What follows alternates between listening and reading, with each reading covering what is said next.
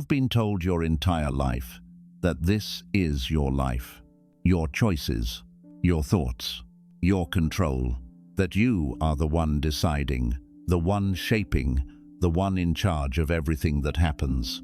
But if that were completely true, something wouldn't feel the way it does right now. Because if you really controlled your mind, you would never think a thought you didn't want. If you truly controlled your emotions, you would never feel something at the wrong time. If you fully controlled your life, nothing would move without your permission. And yet, thoughts appear before you can stop them. Emotions rise before you can understand them. Moments change, even when you try to hold them still. So, pause for a second and be honest with yourself. If this is your life, then why does it feel like it's unfolding on its own? Why do you become someone in certain moments that you didn't plan to be? Why do your reactions arrive faster than your awareness? And here is the part most people avoid.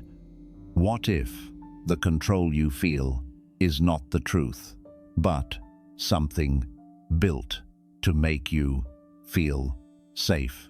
What if the you you've been protecting is not the original you, but something slowly constructed over time?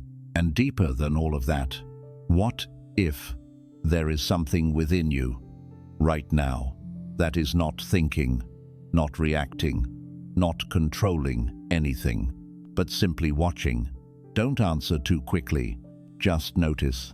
Because the moment you begin to see this, even slightly, the way you understand your life will never feel the same again. You never chose the life you're living. Before you ever formed a thought, before you ever spoke your first word, before you ever became aware of yourself as a separate individual, everything had already begun. You did not choose your birthplace. You did not select your family. You did not design your circumstances. And you did not shape the environment that would influence every part of your development. The very foundation of what you now call your life was placed into motion long before you had any awareness of it. And if you slow down for a moment and really sit with that, not just understand it, but feel it, something inside you begins to shift. Because this is not a small detail. This is the starting point of everything you have ever experienced. The language you think in was given to you. The beliefs you carry were absorbed before you could question them. The fears you feel were learned before you could understand them. The desires you chase were shaped before you even knew what desire meant. You didn't wake up one day and consciously choose the lens through which you see the world. That lens was built slowly, quietly, invisibly, through moments you don't even remember, through people you didn't choose, through situations you couldn't control, through influences that entered your life without asking for your permission. And yet, after all of that, you stand here and say, "This is my life." But what exactly is yours about it? The body you live in, you didn't design it. The mind you use, you didn't create its structure. The patterns you follow, you didn't consciously build them from nothing. Even the way you respond right now is influenced by everything that came before this moment. So when you say, "my life," what are you truly claiming? Because ownership implies authorship. Ownership implies control. Ownership implies that you were there at the beginning, making the decisions that shaped the foundation. But you weren't. You arrived into something that was already unfolding. And this is where the illusion begins. Not in adulthood, not in complexity, but right at the start. Because slowly, over time, you begin to identify with what was given to you. You begin to believe that what you inherited is what you are. That what you were placed into is what you chose. That what you experienced is what you created. But the Vedas ask you to look again, more honestly, more deeply, more quietly. If you didn't choose the beginning, if you didn't design the foundation, If you didn't create the conditions that shaped you, then how much of this life is truly yours, in the way you believe? This question is not meant to make you feel powerless. It is meant to break a false sense of ownership that has been silently controlling the way you see everything. Because as long as you believe you are the sole creator of your life, you will carry a weight that was never meant to be yours. You will blame yourself for things you didn't fully choose. You will attach yourself to identities you didn't consciously build.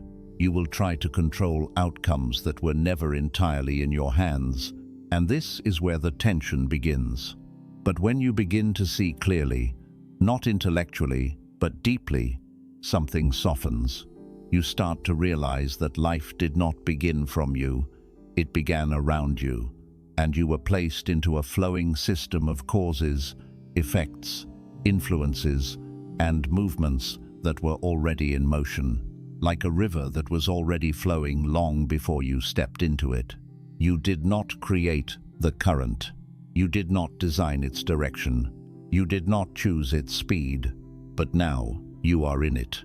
And the moment you recognize this, truly recognize it, something inside you stops resisting reality.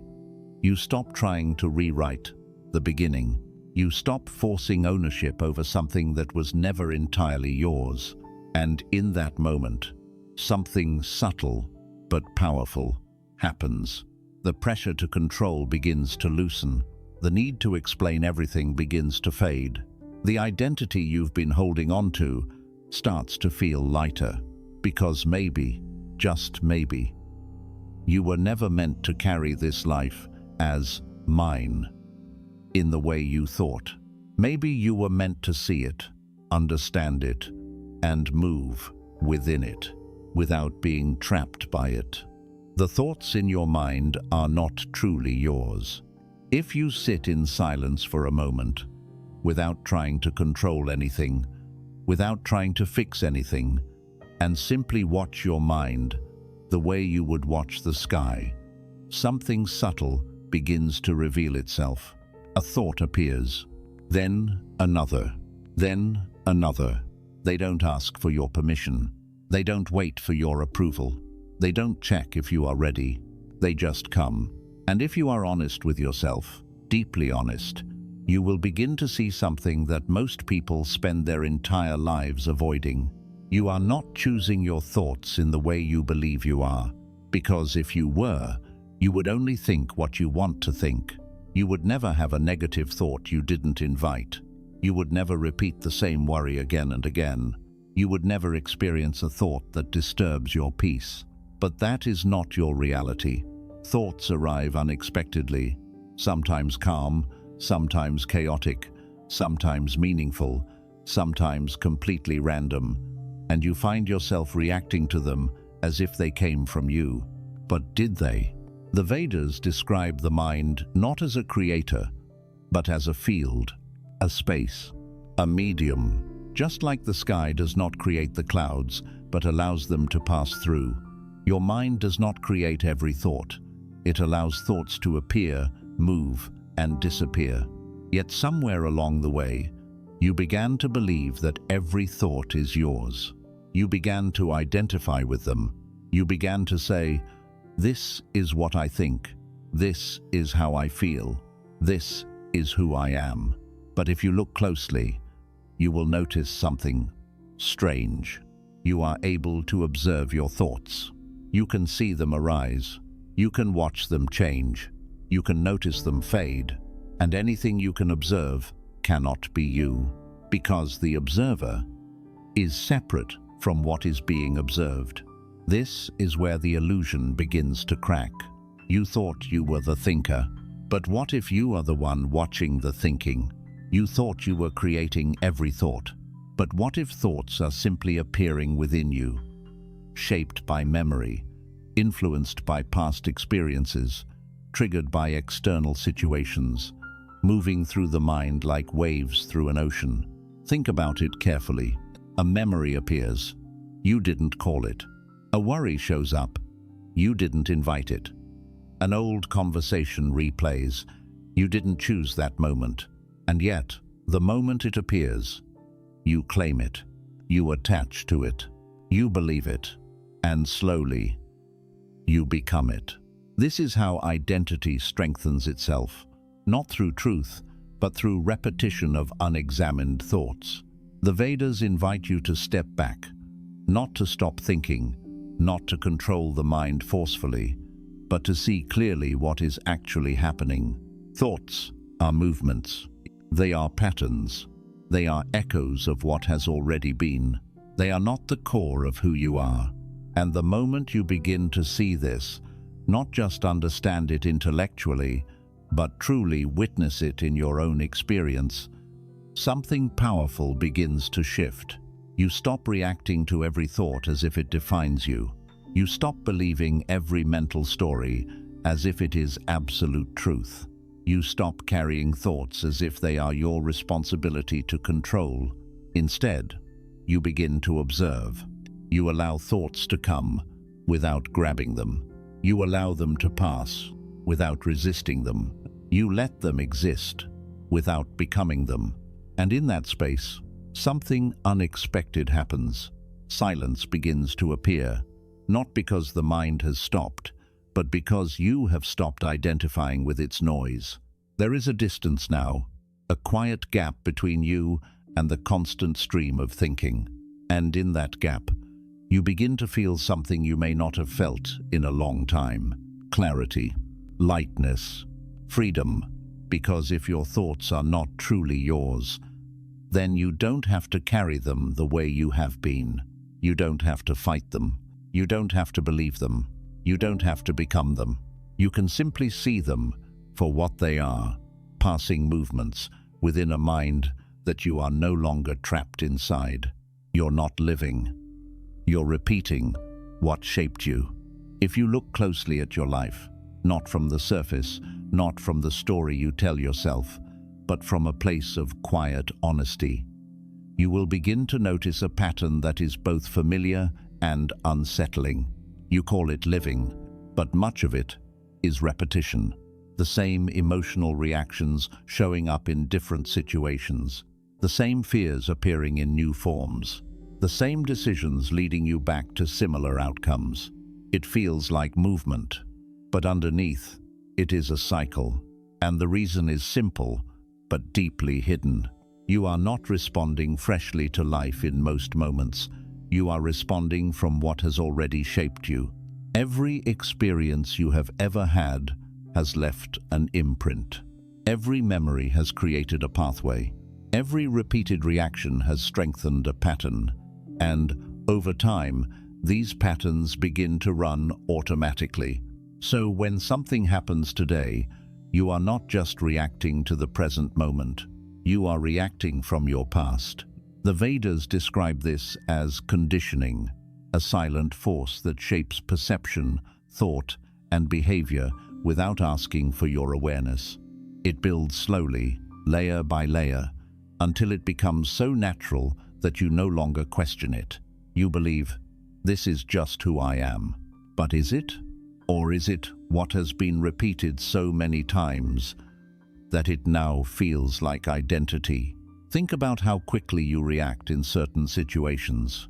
Someone says something, and before you even think, you feel triggered. Something doesn't go your way, and frustration rises instantly. A familiar situation appears, and you respond exactly as you always have. There is no pause, no space, no fresh seeing, just repetition. And because it happens so fast, it feels like choice. But it isn't. It is memory moving. It is conditioning expressing itself. It is the past, replaying itself through you in the present. This is why you often feel stuck, even when your external life changes. You may change environments, people, routines, even goals, but the internal patterns remain the same. And so the experience repeats, just in different forms. You meet different people, but feel the same emotions. You face new situations, but react in the same ways. You try to change, but end up returning to familiar states. Because what is repeating is not outside, it is inside. The Vedas do not say this to make you feel trapped. They reveal this so you can begin to see what has been hidden in plain sight. Because the moment you truly see repetition, it begins to lose its unconscious power. But as long as you remain unaware, you will continue to call repetition my life. You will believe you are moving forward while walking in circles. And the most subtle part of this illusion is that repetition feels comfortable. It feels familiar. Even when it causes pain, it feels known. And the mind prefers what is known over what is true. So it keeps repeating again and again until you begin to question it, until you begin to slow down, just enough to notice that your reactions are not new, your patterns are not random, and your identity is not as fixed as it appears. There is a moment, a very small moment, where something happens and you could react the same way you always have. But instead, you pause. Not forcefully, not as an effort, but naturally, because you are seeing clearly. And in that pause, something powerful opens. For the first time, you are not repeating. You are aware, and awareness breaks the cycle. Because repetition depends on unconscious movement, but awareness brings light to it. And what is seen clearly cannot continue in the same way. This is where real living begins. Not when your circumstances change, not when your environment improves, but when you stop moving as a reflection of your past and start seeing the present as it is, fresh, unfiltered, unrepeated. The Vedas do not ask you to erase your past. They ask you to stop being controlled by it, because you are not the patterns you carry. You are the one who can see them. And the moment you truly see them, without denial, without judgment, without resistance, they begin to loosen. They begin to fade, not all at once, but gradually, silently, until one day you realize something you never thought was possible. You are no longer reacting the same way. You are no longer repeating the same cycle. You are no longer trapped inside what once defined you. And in that moment, you are not repeating anymore. You are living. Control feels real, but it's carefully constructed. There is a quiet belief you carry through every moment of your life, so constant, so familiar that you rarely question it. The belief that you are in control. It sits beneath your decisions, your plans, your reactions, your sense of direction. It tells you that you are the one choosing, the one shaping, the one steering your life exactly where it needs to go. And because this belief feels natural, it feels true. But if you slow down and look more carefully, something begins to shift.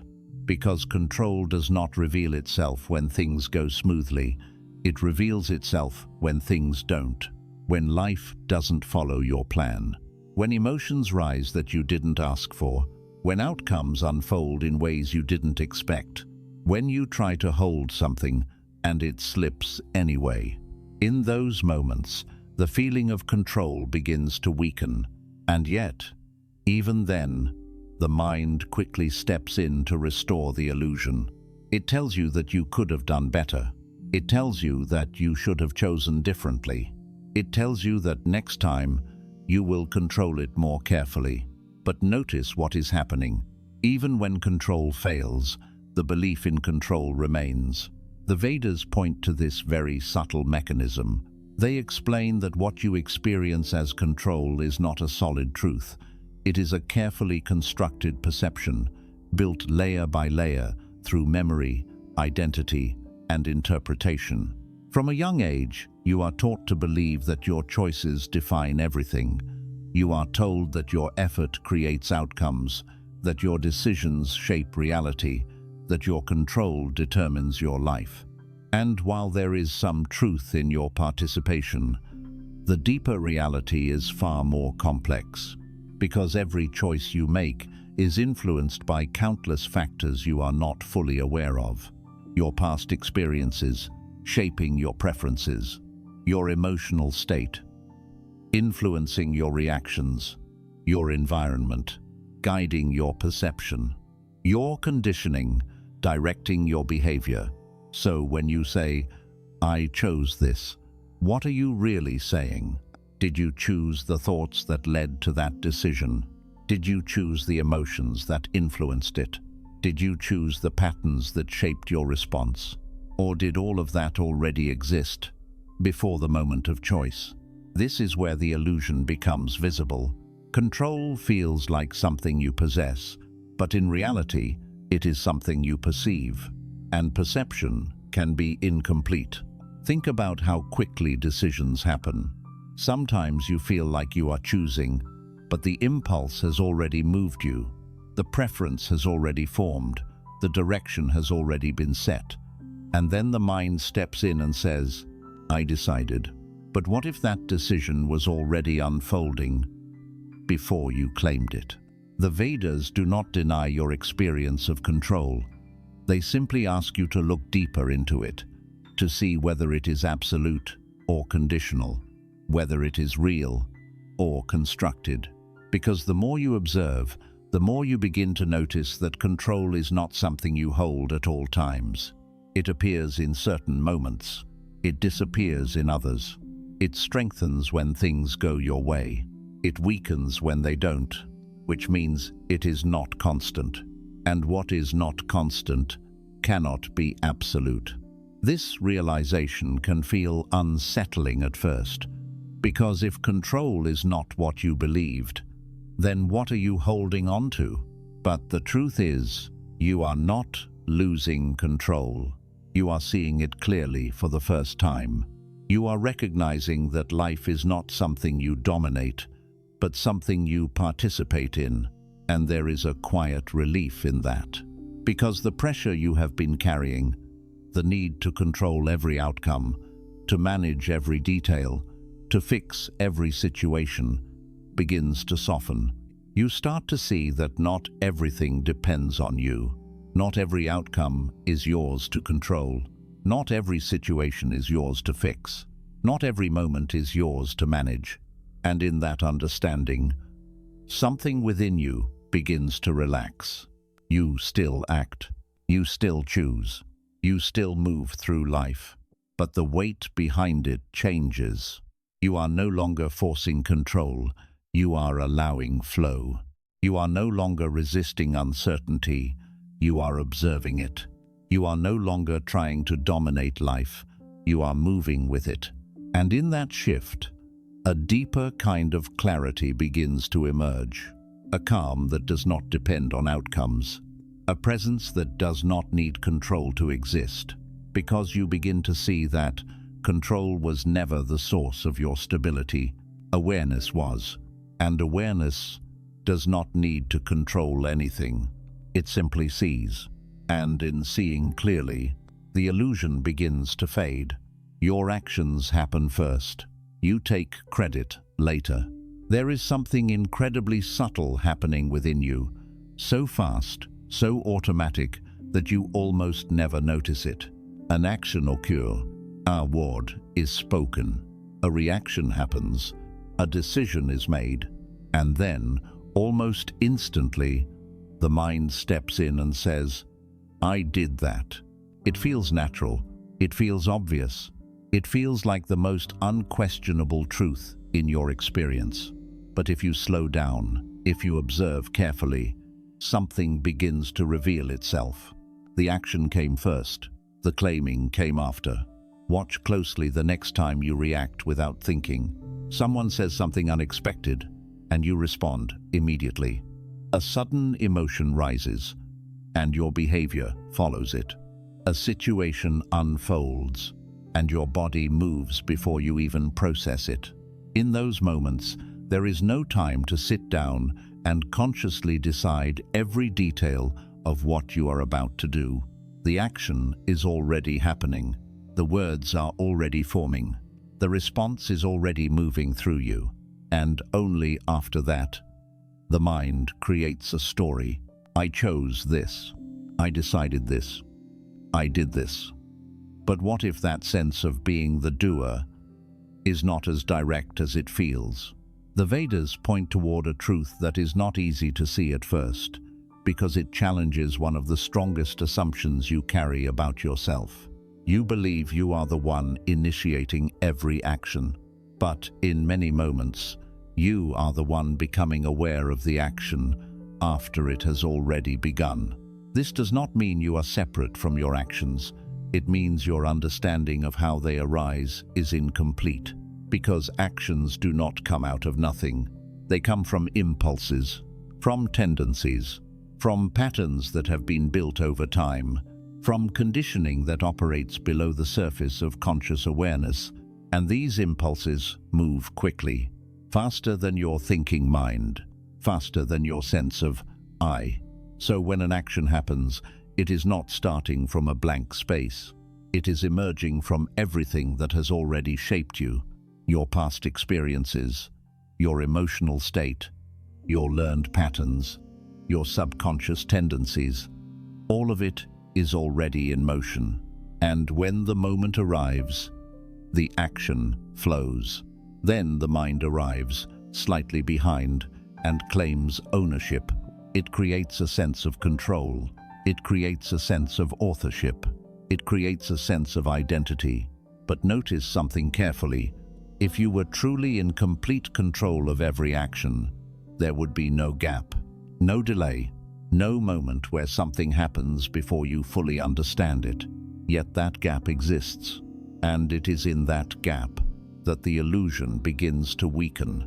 Think about how often you say something and only afterward realize what you meant.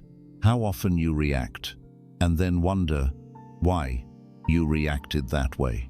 How often you make a decision and later question where it came from. These are not random moments. They are glimpses into the deeper movement of life within you. The Vedas do not deny your participation in action. They simply reveal that the sense of I am the doer is not as solid as it appears. It is a layer placed over a deeper process. And when you begin to see this, not just intellectually, but through direct observation, something powerful begins to change. You stop holding on to every action as a reflection of your identity. You stop judging yourself so harshly for every reaction. You stop carrying the heavy burden of believing that you must control every movement perfectly. Instead, a different understanding begins to form. You are part of the action, but you are also the awareness in which the action is seen. You are involved, but not entirely in control. And in that realization, something begins to soften. The pressure to be perfect reduces. The fear of making mistakes begins to fade. The constant need to justify everything you do starts to loosen, because you begin to see that life is not being forced out of you, it is flowing through you. Actions arise, responses happen, movements unfold, and you become aware of them, not as a detached observer, but as a deeper presence that is not limited to the surface of doing. And this does not make you passive. It makes you conscious, because when you are aware of how actions arise, you begin to see them more clearly. You begin to notice the impulses before they fully take over. You begin to feel the reactions as they start to form. You begin to sense the movement before it becomes automatic. And in that awareness, a new kind of space appears. A space where action is no longer purely unconscious. A space where you are no longer just reacting, but seeing. And in that seeing, something extraordinary happens. You are no longer trapped inside the illusion of, I am doing everything. You are present within the unfolding of action, without being burdened by it. And that presence is where true clarity begins. Life is moving you, not waiting for you. There is a quiet assumption you carry almost every day, so deeply woven into your thinking that you rarely question it. The belief that life is something standing in front of you, waiting for your decisions, waiting for your timing, waiting for you to be ready before it begins to move. It feels as if you are the center and life responds to you. But if you slow down and look again, something entirely different begins to reveal itself. Life is not waiting. It has never waited. It was already moving long before you became aware of it, and it will continue moving long after any single moment you try to control. Your breath is happening right now without asking you. Your heart is beating without needing your permission. Your body is functioning without your constant attention. Even your thoughts, as you have begun to see, are appearing on their own. So where exactly is this control you feel? Where is the moment where life pauses and says, now it is your turn to decide everything? It doesn't exist, because life is not a system that waits for you to lead it. It is a movement, and you are within it. The Vedas describe this not as something separate from you, but as something you are inseparably part of. You are not outside life, directing it like a controller. You are inside it, being carried by its flow, shaped by its currents, moving with forces that are far greater than individual will. And yet, the illusion persists. You plan your future as if life will follow your exact design. You expect outcomes as if life must align with your expectations. You delay action as if life will pause until you feel ready. But life does not operate on your readiness. It moves continuously. And the deeper you observe, the more you begin to notice this truth everywhere. Time does not slow down for your hesitation. Change does not stop because you resist it.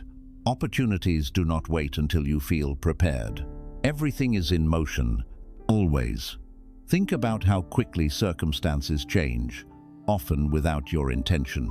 A situation shifts, a relationship evolves, an emotion rises, a moment passes, and you realize that life has already moved forward before you could fully process what just happened. You are not pushing life forward. You are being carried through it, like a river that never stops flowing. Whether you swim with it, resist it, or try to control it, the current continues. And this realization can feel unsettling at first, because if life is not waiting for you, then what are you holding on to? Where is the sense of control? Where is the certainty? But if you stay with this understanding, without resisting it, something deeper begins to emerge. You begin to see that the tension you have been carrying comes from trying to stop or control something that was never meant to be controlled.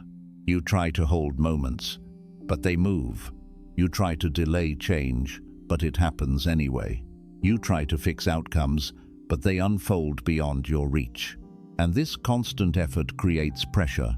But the moment you begin to see that life is already moving, something inside you begins to soften. You stop waiting for the perfect moment, because you see that the moment is already here. You stop delaying action, because you realize there is no pause button. You stop trying to control every detail, because you see the movement is continuous. And in that shift, a new relationship with life begins to form. You are no longer standing outside it, trying to direct it. You are within it, aware of it, moving with it rather than against it, participating rather than resisting. The Vedas do not tell you to become passive. They do not ask you to stop acting or to abandon your role in life. Instead, they invite you to see clearly how life actually unfolds, so your actions come from awareness, not illusion. Because when you see that life is moving, you stop forcing movement. When you see that time is flowing, you stop trying to freeze it. When you see that change is constant, you stop resisting it. And in that acceptance, there is a quiet strength. A strength that does not come from control, but from alignment. You still act, you still choose, you still move forward. But now, there is no struggle behind it. no constant resistance, no pressure to control everything perfectly. There is only awareness and movement within that awareness. And something very subtle begins to happen. You start to feel lighter, not because life has slowed down, but because you are no longer trying to stop it. You are no longer waiting for life to begin. You are no longer holding back, thinking there will be a better moment later. You begin to see that this moment, right now, is already moving, and you are already in it, already part of it, already carried by it. And when you truly realize this, not as an idea, but as a direct experience, something inside you becomes still, even while everything else continues to move, because you are no longer trying to control the river. You are aware that you are within it, and the flow was never waiting for you. The you defend was slowly built, not born. There is a version of you that you protect without even thinking about it. A sense of me that feels solid, familiar, and worth defending at all costs. It shows up in the way you speak about yourself, the way you react when someone challenges you, the way you hold on to certain beliefs, opinions, and identities as if they are inseparable from who you are. It feels natural to say, "This is just who I am." But if you slow down and look carefully, deeply, honestly, something begins to shift. Because this you are protecting so strongly was not always there. It did not arrive fully formed. It was not present at the beginning. It did not emerge as something complete and unchanging. It was built, slowly, quietly, layer by layer. Think about the very first moments of your life. There was no name, no identity, no story, no personal history to hold on to. There was awareness, there was presence, but there was no fixed idea of, "This is me." Then something began to happen. You were given a name, and you learned to respond to it. You were told who you are, and you started to believe it. You were praised for certain behaviors, and you repeated them. You were judged for others, and you avoided them. And without realizing it, you began to build an identity, not consciously, not intentionally, but naturally, through repetition, through feedback, through experience. Every interaction added something. Every memory reinforced something. Every reaction shaped something. Until one day, all of these layers came together and formed what you now call me. Your personality, your likes and dislikes, your fears, your ambitions, your sense of self. But here is the question the Vedas gently place in front of you. If it was built, can it truly be what you are? Because anything that is built is influenced. Anything that is influenced is changeable. Anything that is changeable cannot be your core, and yet you defend it as if it is your essence. You protect your opinions as if they define you. You react to criticism as if it threatens your existence. You hold on to roles and labels as if losing them would mean losing yourself. But what you are protecting is not what you were born as. It is what you became, and there is a difference. The Vedas do not tell you to destroy your identity. They do not ask you to reject your personality or abandon your life. Instead, they invite you to see it clearly as something that exists but is not absolute. Because the moment you see that your identity was built, something inside you begins to loosen. The need to defend every belief starts to soften. The fear of being misunderstood begins to fade. The pressure to maintain a fixed image starts to dissolve. You realize that what you thought was solid is actually fluid. That what you thought was permanent is actually evolving. That what you thought was you is actually something appearing within you. And this realization does not make you lost. It makes you free. Because when you are no longer trapped inside a fixed identity, you are no longer limited by it. You can respond differently. You can grow without resistance. You can change without fear. You can experience life without constantly protecting an image. And something very subtle begins to happen. You stop reacting from who you think you are and start responding from awareness. You are no longer defending yourself in every situation. You are observing. You are present. You are open. And in that openness, there is a quiet strength. Not the strength of holding on to something rigid, but the strength of not needing to, because you begin to see that the you have been protecting is just a collection of layers. Useful, yes. Functional, yes. But not fundamental, not ultimate, not the deepest truth of what you are. And when you see this clearly, without fear, without resistance, without trying to hold on to the illusion, something within you becomes lighter. You no longer carry the weight of maintaining an identity at all times. You no longer feel threatened by every challenge to your beliefs. You no longer feel the need to prove who you are in every moment, because you begin to understand something that changes everything. You are not the identity you defend. You are the awareness in which that identity appears. And awareness does not need to defend itself. It simply is, and in that realization, the pressure to be someone begins to fade, leaving behind something far more real, something that was never built and was never lost. Your mind is trapping you inside a story you didn't write. There is a story running inside your mind right now. It has a past. It has meaning. It has explanations for everything you feel, everything you've been through, everything you believe you are. And the strange part is, you trust it. You rely on it to understand your life. You use it to define yourself. You return to it again and again, as if it is the most accurate version of reality.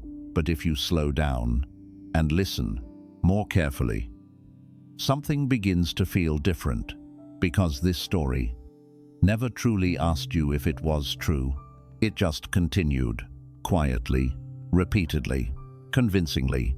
The Vedas describe the mind as a storyteller, not because it is trying to deceive you, but because it is trying to create continuity. It takes fragments of memory, pieces of experience, emotional impressions, and weaves them into a narrative that feels complete. This is what happened. This is why it happened. This is who I am because of it. And over time, that narrative becomes your identity.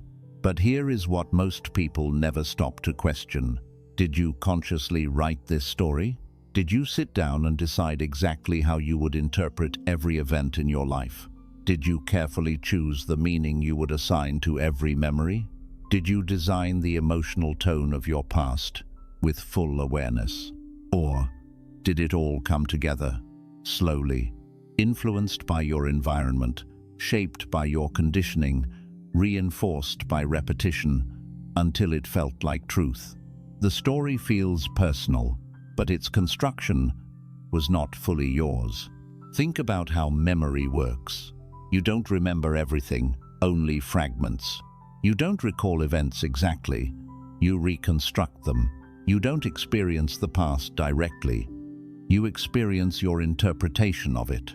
And yet, you build your identity on this. You say, this is who I am, because this is what happened to me.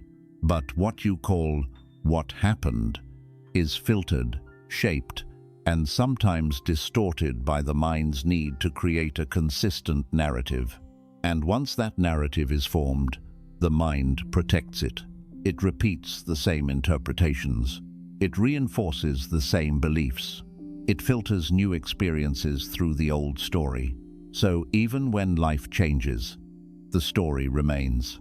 You meet new people, but expect the same outcomes. You enter new situations, but feel the same fears. You experience new moments, but interpret them through the same lens. Because the story is not just something you remember, it is something you live inside. And this is where the trap becomes clear. You are not just recalling your past, you are repeating it through interpretation. You are not just experiencing the present, you are filtering it through the story. You are not just imagining the future, you are projecting the same narrative forward. So, life begins to feel predictable. Not because life is limited, but because the story is. The Vedas invite you to step out of this, not by rejecting your past, not by denying your experiences, but by seeing the story for what it is. A construction, a pattern, a narrative created by the mind to make sense of movement. And the moment you begin to see it, something powerful begins to happen. The story loses its absolute authority. You no longer believe every thought it presents. You no longer accept every interpretation as truth. You no longer feel bound by the identity it tries to maintain. Instead, a space begins to open, a space between you and the story. And in that space, something new becomes possible. You can observe the narrative without being controlled by it. You can see the patterns without repeating them unconsciously. You can experience the present without filtering it through the past. And this is where freedom begins, not by changing the story, but by realizing you are not inside it in the way you believed, because the story appears in your mind, but you are not the story. You are the awareness in which the story is being told. And awareness is not limited to any narrative. It does not need continuity. It does not need identity. It does not need explanation. It simply sees, and when you rest in that seeing, even for a moment, the story continues, but it no longer traps you. It moves, but you are no longer carried by it. It speaks, but you are no longer defined by it. And for the first time, you begin to experience life without being confined to a story you never consciously chose to write. There is something in you that has always been watching. Beneath everything you have ever experienced, beneath every thought, every emotion, every reaction, every identity you have carried, there is something within you that has never changed. It does not come and go. It does not react. It does not struggle. It does not become anything. And it does not need to. It simply watches. And the most remarkable part is, it has always been there. From your earliest memory to this very moment. Through every phase of your life, every version of yourself, every shift in identity, every rise and fall of emotion, this silent presence has remained unchanged. You may not have noticed it. You may have been too occupied with thoughts, too absorbed in experiences, too identified with the story of your life to recognize it clearly. But it was there, watching, when you were a child, unaware of who you were. It was there, when you grew older, building an identity. It was there, when you felt lost, overwhelmed, confused. It was there. It did not disappear when things became difficult. It did not strengthen when things became easy. It did not change based on your circumstances. It remained unmoving, silent, present. The Vedas point directly to this, not as an idea, not as something you need to believe, but as something you can recognize within your own experience. Because if you look carefully, you can see it right now. You are aware of your thoughts. You are aware of your feelings. You are aware of your surroundings. But what is it that is aware? That awareness is not a thought, because you can see thoughts. It is not an emotion, because you can feel emotions. It is not your identity, because you can observe how your identity changes over time. So what is it? It is the one constant in everything that changes. And yet, You have spent your entire life focusing on what changes while ignoring what does not. You have followed your thoughts. You have reacted to your emotions. You have built your identity around experiences, but you have rarely turned your attention toward the one who is aware of all of it, the one who has been watching, silently, without interference. This is why life often feels overwhelming, because you become everything you experience. You become your thoughts. You become your emotions. You become your story. And when those things become chaotic, you feel chaotic. But the moment you begin to recognize the watcher, something begins to shift. You are no longer completely lost in what is happening. There is a space now, a quiet distance, not a separation that disconnects you from life, but a clarity that allows you to see it without being consumed by it. Thoughts still arise, but you are watching them. Emotions still move, but you are aware of them. Experiences still unfold, but you are not trapped inside them. And in that awareness, there is a calm that does not depend on anything, because the watcher is not affected in the same way. It sees everything, but does not become everything. It remains still, even when everything else is moving. The Vedas describe this as your true nature, not the identity you have built, not the patterns you have repeated, not the story you have been living, but the awareness in which all of it appears. And the moment you begin to rest in that awareness, even slightly, even briefly, something inside you begins to relax. The constant need to control begins to soften. The pressure to fix everything begins to fade. The attachment to every thought and emotion begins to loosen, because you realize something simple but powerful. You are not everything that happens within you. You are the one who sees it. And this realization does not remove your experiences. It changes your relationship with them. You are no longer drowning in your thoughts. You are observing them. You are no longer overwhelmed by your emotions. You are feeling them without losing yourself in them. You are no longer trapped inside your story. You are aware of it as it unfolds. And this awareness does not need effort. It is already there. It has always been there, waiting, not to be created, but to be recognized. And when you begin to recognize it, truly recognize it, you begin to understand something that cannot be explained in simple words. You have never been lost.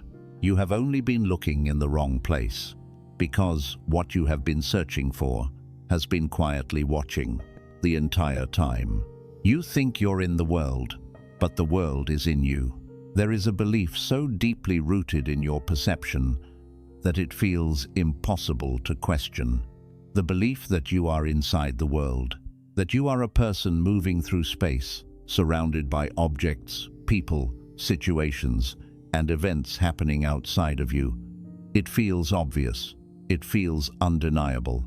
You wake up into a world, you walk through it, you interact with it, you experience it as something out there.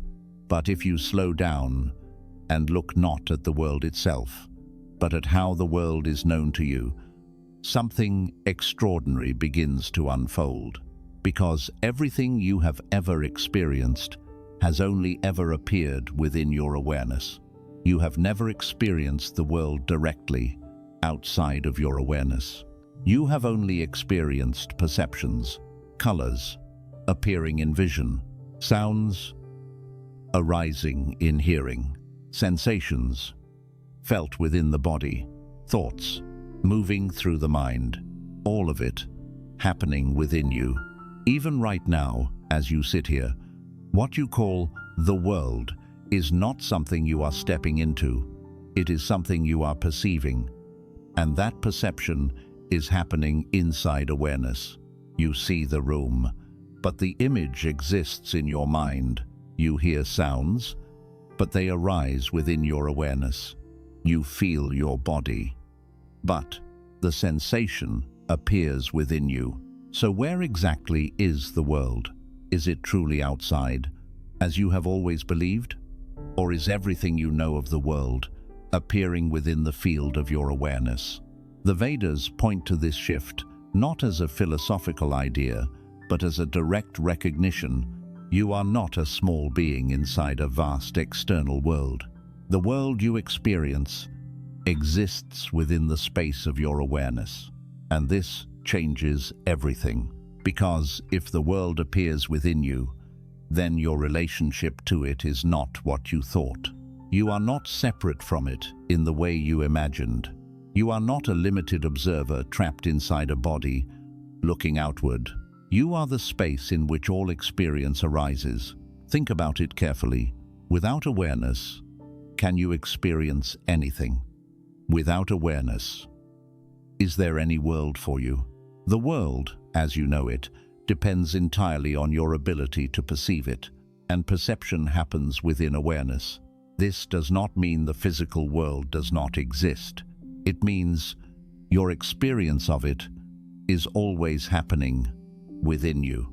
And the Vedas invite you to shift your attention not toward the objects of the world, but toward the space in which those objects are known, because that space is not limited.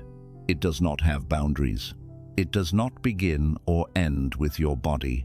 It is vast, open, silent, and always present.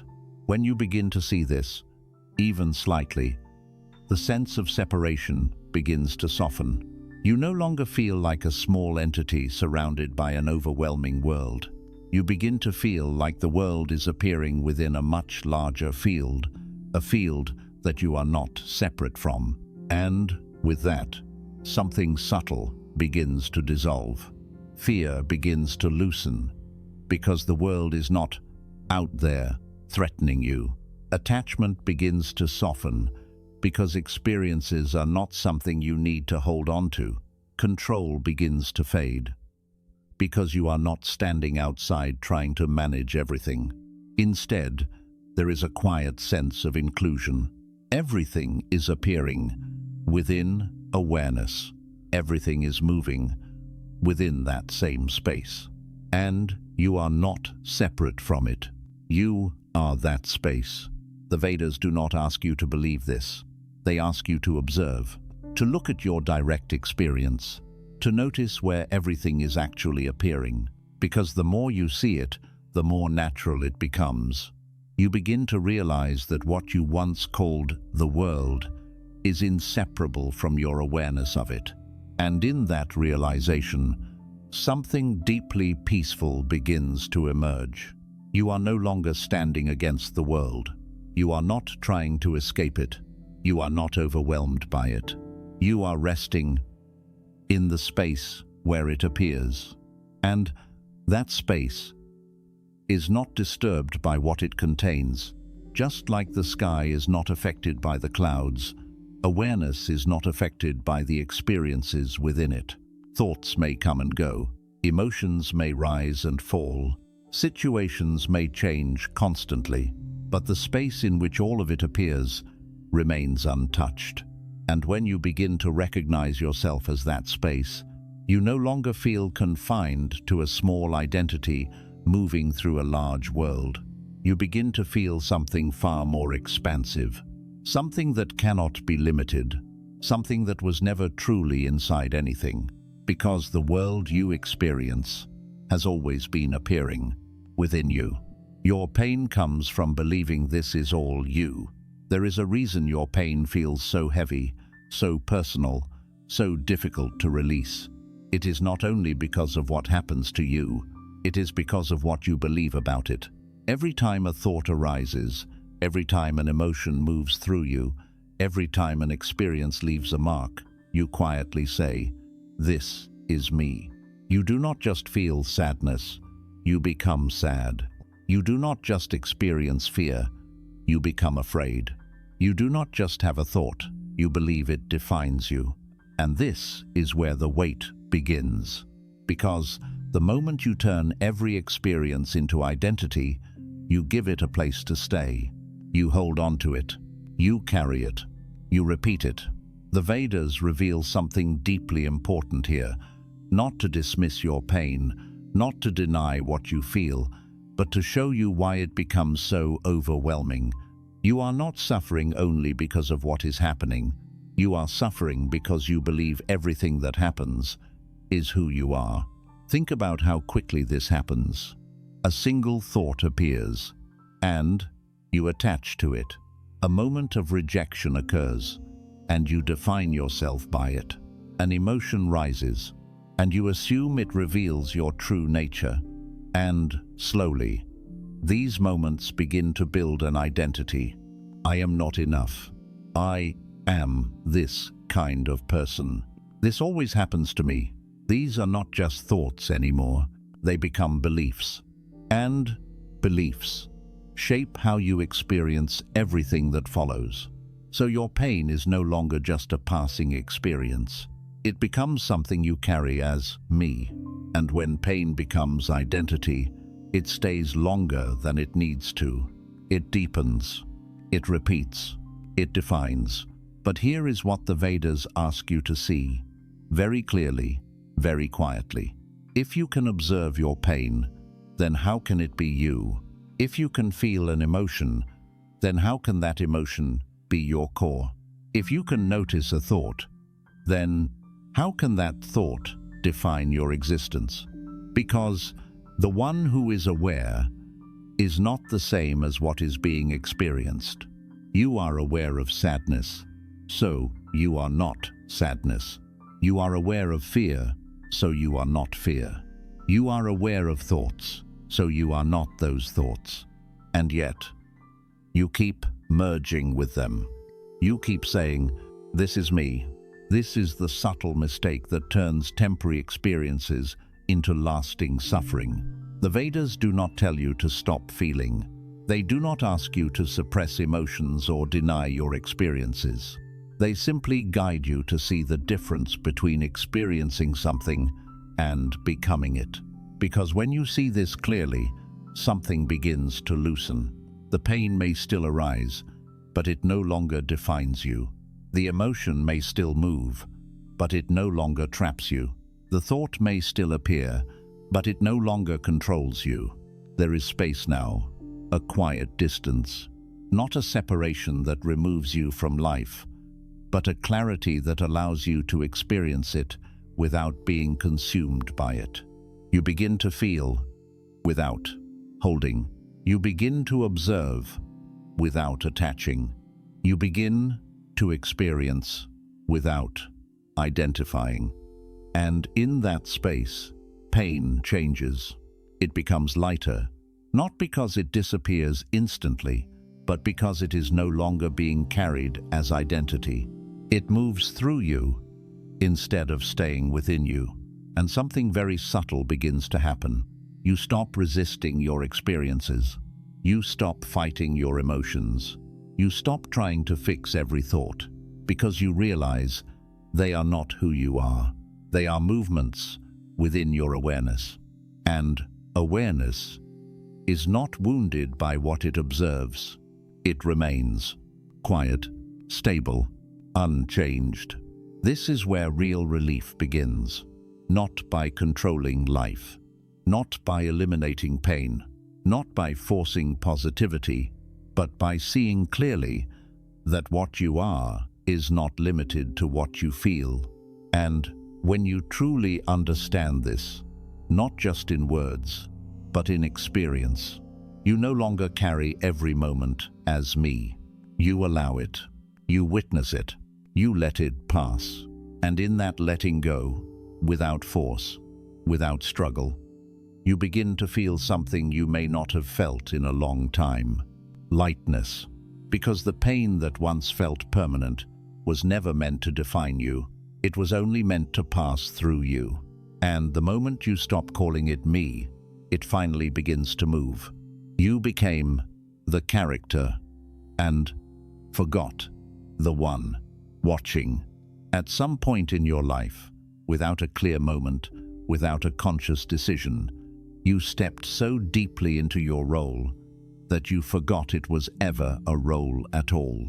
You became the character, not partially, not occasionally, but completely. You began to think as the character. You began to feel as the character. You began to react as the character. And, slowly, everything you experienced started to revolve around maintaining that identity. Who you are, how others see you, what your life means, what your past says about you. All of it became part of a story, and you became the center of that story. But what you didn't notice is how gradually this happened. It did not feel like losing yourself. It felt like becoming yourself. And that is why it is so difficult to see, because from the inside, the character feels real. Its emotions feel real. Its struggles feel real. Its fears, desires, ambitions all feel completely personal. And so you live, fully immersed. When the character is hurt, you feel hurt. When the character is praised, you feel elevated.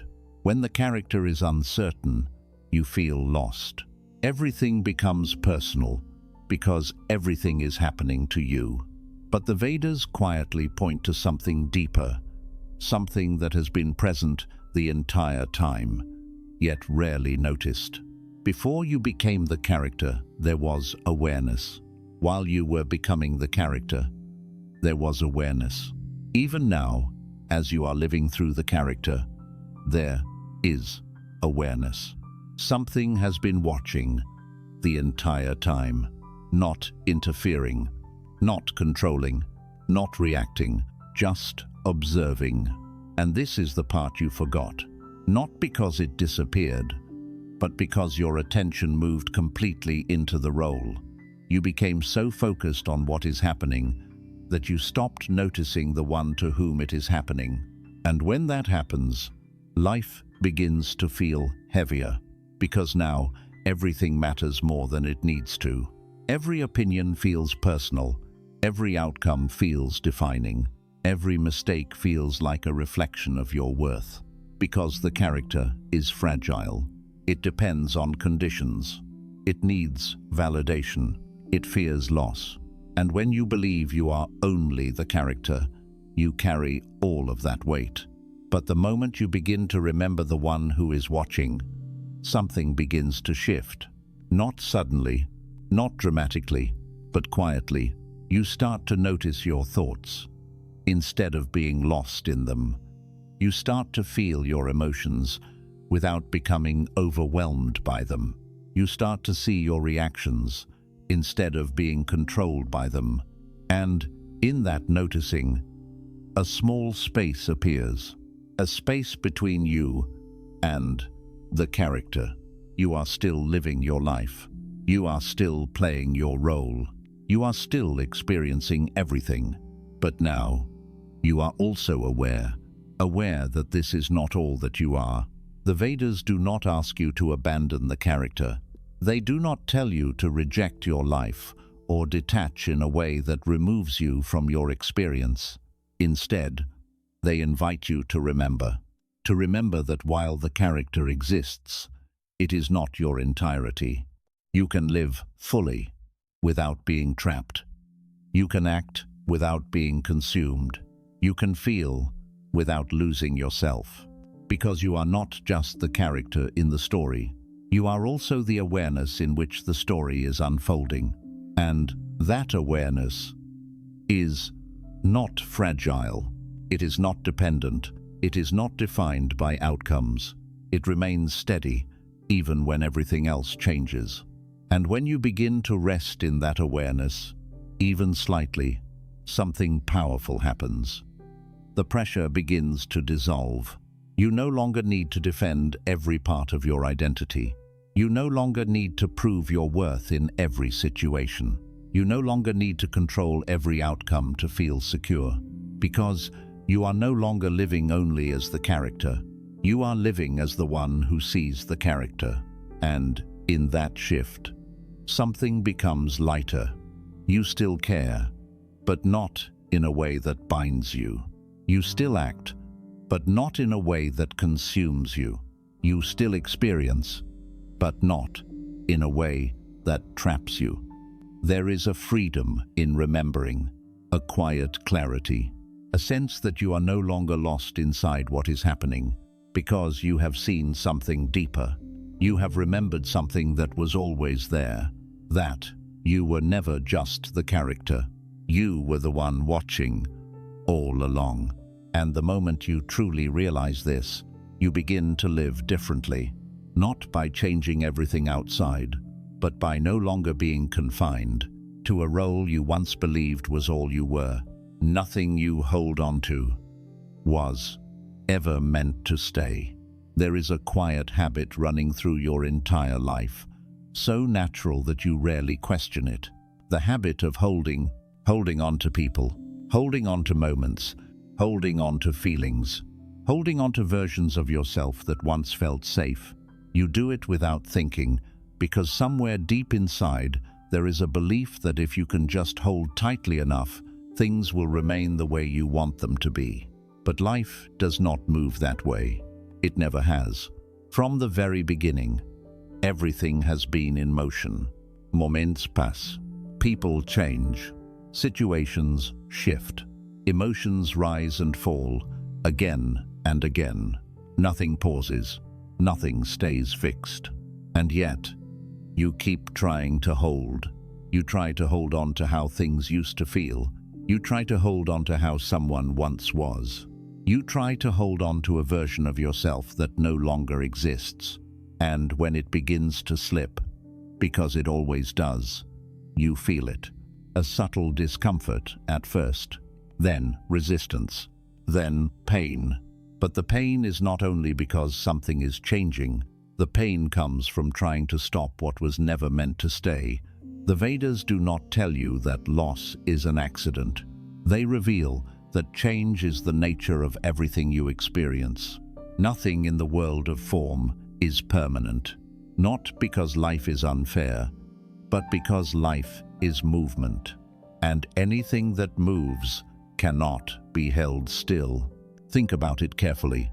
Every moment you have ever lived has passed. Every emotion you have ever felt has changed. Every experience you have ever had has moved through time. Even the things that felt most real, most stable, most important, have shifted in some way. And yet, you expect certain things to remain. You expect people to stay the same. You expect feelings to last forever. You expect situations to hold their shape. And when they don't, it feels like something is wrong. But nothing is wrong. Life is simply continuing to move. The discomfort you feel is not because life is unstable. It is because you are trying to create stability in something that was never designed to be stable. You are trying to freeze movement, and that creates tension, because the more tightly you hold, the more resistance you create. You begin to fear change. You begin to resist endings. You begin to cling to what once was, even when it is no longer real. And this is where the weight begins. But the moment you begin to see this clearly, something begins to soften. Not because you stop caring, but because you stop trying to possess what cannot be possessed. You begin to understand that experiences are not objects to keep. They are moments to move through. People are not things to own. They are beings who are also changing, just like you. Emotions are not states to maintain forever. They are movements, passing through your awareness. And when you see this deeply, not just as an idea, but as a truth you can feel, your relationship with life begins to change. You still experience everything. You still connect. You still feel. You still care deeply. But there is less grasping, less tension, less fear of losing, because you are no longer trying to make things stay. You allow them to come, and you allow them to go. And in that allowing, something unexpected happens. You begin to experience life more fully, because when you are not trying to hold on to a moment, You can actually be present in it. When you are not afraid of it ending, you can feel it completely. When you are not trying to control its duration, you can appreciate its existence. There is a freedom in not holding, a quiet openness, a lightness that replaces the constant effort of trying to preserve what cannot be preserved. The Vedas do not ask you to detach in a cold or distant way. They invite you to see clearly, so your connection becomes pure, not rooted in fear or control. Because when you stop holding, you are not losing. You are aligning with the way life actually moves. And in that alignment, something very peaceful begins to emerge. You are no longer fighting change. You are flowing with it. You are no longer resisting endings. You are understanding them. You are no longer clinging to what is passing. You are witnessing it as it moves. And in that witnessing, something becomes very clear. Nothing was ever meant to stay, not because it was meaningless, but because it was meant to be experienced, not owned. And the moment you truly accept this, the fear of losing begins to fade, because you realize you were never meant to keep anything. You were meant to see it, feel it, and let it move. The moment you stop claiming life, you feel free. There is a quiet habit running beneath almost everything you do, a subtle movement of the mind that constantly says, "This is mine, my life, my choices, my success, my failure, my pain, my story." It feels natural. It feels harmless. It feels like the way things are supposed to be. But this constant claiming carries a hidden weight, because the moment you say, "This is mine," you also take responsibility for controlling it, protecting it, fixing it, and holding it together. You begin to feel as if everything that happens must be managed by you, understood by you, shaped by you, and without realizing it, life becomes heavy. You try to control outcomes that don't fully depend on you. You try to hold situations that are constantly changing. You try to define yourself through things that were never stable to begin with. And this creates tension, not always obvious, not always intense, but always present in the background. A quiet pressure to make everything work. A subtle fear of things falling apart. A constant effort to maintain control over something that was never completely yours. The Vedas gently point to this and ask you to look again. Not to reject life, not to become detached in a cold or distant way, but to see clearly what you are doing. Because the more you claim, the more you carry. And the more you carry, the heavier life feels. But what happens when you stop claiming? Not forcefully, not as a concept, but naturally, through understanding. What happens when you begin to see that life is not something you own, but something you are part of? Something begins to shift. You still live your life. You still act, decide, and move forward. You still experience everything fully, but the weight behind it changes. You are no longer holding life tightly, trying to control every detail. You are allowing it to unfold, while remaining present within it. And in that allowing, there is a quiet freedom, because you begin to realize something very simple, but deeply powerful. Not everything needs to be carried as mine. Not every outcome needs to be controlled. Not every situation needs to be fixed. Not every moment needs to be shaped according to your expectations. Some things can simply happen. Some experiences can simply pass through. Some moments can simply be without being claimed, without being held, without being turned into identity. And when you begin to live this way, something inside you becomes lighter. The constant pressure begins to fade. The fear of losing control begins to loosen. The need to force outcomes begins to soften, because you are no longer standing against life, trying to manage it. You are within it, aware of it, moving with it. The Vedas do not take away your ability to act. They take away the illusion that you must control everything to feel complete. And when that illusion fades, you begin to experience life differently. You act, but without tension. You respond, but without attachment. You move forward, but without the constant need to guarantee outcomes. There is a quiet trust, not in the sense that everything will go exactly as you want, but in the understanding that life is already unfolding, and you are part of that unfolding. And in that trust, there is peace. Not because life becomes perfect, but because you are no longer trying to force perfection. You are no longer claiming every moment as something that must be controlled, fixed, or held together. You allow things to come. You allow things to go, and you remain present. And something very subtle begins to happen. You begin to feel free, not because you escaped life, but because you stopped carrying it as a burden. You begin to experience clarity, not because everything is certain, but because you are no longer trying to make it certain. You begin to feel peace, not because nothing changes, but because you are no longer resisting change. Because the moment you stop saying, "This is mine," with tension, you begin to live without weight.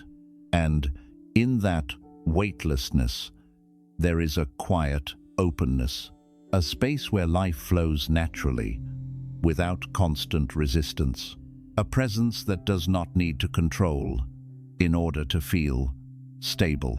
And in that presence, you begin to understand what freedom actually feels like.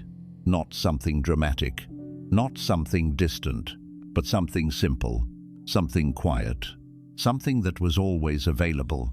The moment you stopped trying to hold life as your possession and allowed it to be what it already is. You were never meant to control life, only to wake up within it. At the end of everything you have tried to understand, everything you have tried to control, everything you have tried to become, there is a quiet realization, waiting, not loud, not dramatic, not something the world celebrates, but something deeply real. You were never meant to control life. And if you look honestly, this has always been true. No matter how much you planned, life changed. No matter how carefully you held on, things moved. No matter how strongly you tried to direct outcomes, they unfolded in their own way. You adjusted, you adapted, you reacted, but you never truly controlled the whole movement. And yet, for so long, you believed that was your role, to manage everything, to shape everything, to carry everything. And that belief created pressure, a constant tension beneath your actions, a silent expectation that you must get everything right, or something will go wrong. But what if that was never your purpose? What if you were not placed here to control life, but to understand it, to see it clearly, to become aware of its nature, its movement, its patterns, without being trapped inside the illusion that you must dominate it? The Vedas do not strip you of meaning. They reveal a deeper kind of meaning, not one based on control, but one based on awakening. Because the moment you stop trying to control life completely, something else becomes possible. You begin to see, not just with your eyes, but with awareness. You begin to notice how everything arises. Thoughts appear without effort. Emotions move without permission. Situations unfold without full control. And instead of fighting this, you begin to understand it. You begin to observe. And in that observation, something begins to awaken. You are no longer completely lost in what is happening. You are aware of it. You are present within it. You are seeing life as it unfolds, instead of trying to force it into your expectations. And this is where everything changes. Because awakening is not about escaping life. It is not about withdrawing from experience. It is not about becoming distant or detached in a way that disconnects you. It is about being fully here, while seeing clearly. It is about living, while knowing you are not limited to what you live. It is about acting, while understanding you are not the sole controller of action. And in that understanding, something deeply peaceful begins to emerge. You still move through life. You still make decisions. You still experience joy, pain, success, uncertainty, but the weight is gone. The pressure to control every outcome fades. The fear of things not going your way softens. The constant need to fix everything begins to dissolve, because you realize something that changes everything quietly. Life is not a problem to be solved. It is a movement to be seen, and you are not separate from that movement. You are within it, and you are aware of it. And that awareness is where freedom lives. Not in controlling life perfectly, not in shaping every outcome, but in waking up to what is already happening, without resistance, without illusion, without unnecessary weight. The Vedas call this realization a kind of inner awakening, not something you achieve, but something you recognize. It was always there, hidden beneath your attempts to control, hidden beneath your identification with thoughts and identity, hidden beneath the story you believed was everything. And now, as you begin to see clearly, something shifts. You are still here, still living, still experiencing, but you are no longer trying to control the entire flow. You are aware within it, calm within it, present within it. And in that presence, there is a quiet sense of completion, not because life has ended, but because the struggle to control it has. And what remains is something simple, something steady, something deeply peaceful. You were never meant to control life. You were meant to wake up within it. And now, you are beginning to see. And now, after everything you've seen, everything you've felt slowly unfold within you, something very quiet remains.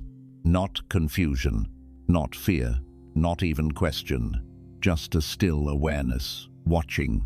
Because if you truly look again, nothing outside has changed. Your life is still there. Your thoughts are still moving. Your world is still unfolding. But something inside you is no longer holding it the same way.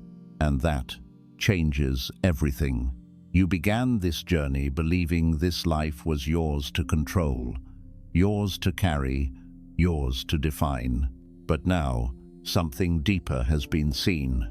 That life was already moving before you claimed it. That thoughts were already appearing before you owned them. That the you defended was slowly built, not originally you. And, most importantly, that something within you has been watching all of it the entire time. Still, unmoved, present. So now the question returns. But it feels different. If this life is not fully yours in the way you believed, if your thoughts are not entirely yours, if your identity was constructed over time, then what is truly you? And instead of rushing to answer, just notice. There is something here, right now, aware of these words, aware of this moment, aware of this silence between thoughts. That awareness hasn't changed. It was there at the beginning of this video. It is here now, and it will remain, even after everything else continues to move. So don't try to hold on to this understanding. Don't turn it into another idea, another belief, another identity. Just see it, because the moment you try to claim it, it becomes part of the same illusion again. And this is where the loop quietly closes. You started by believing, this is my life. But now, you are simply watching life as it unfolds. Not distant, not disconnected, but aware. And if you stay here, even for a moment longer, you may begin to feel something that cannot be explained, only experienced. A silence beneath everything, a presence that does not need control, a clarity that does not need answers. And as this video ends, life does not stop. The thoughts will continue. The world will keep moving. The character will keep playing its role. But now, you have seen something, and once seen, it cannot be unseen. So the next time you say, "This is my life," just pause and look again, because something within you is still watching.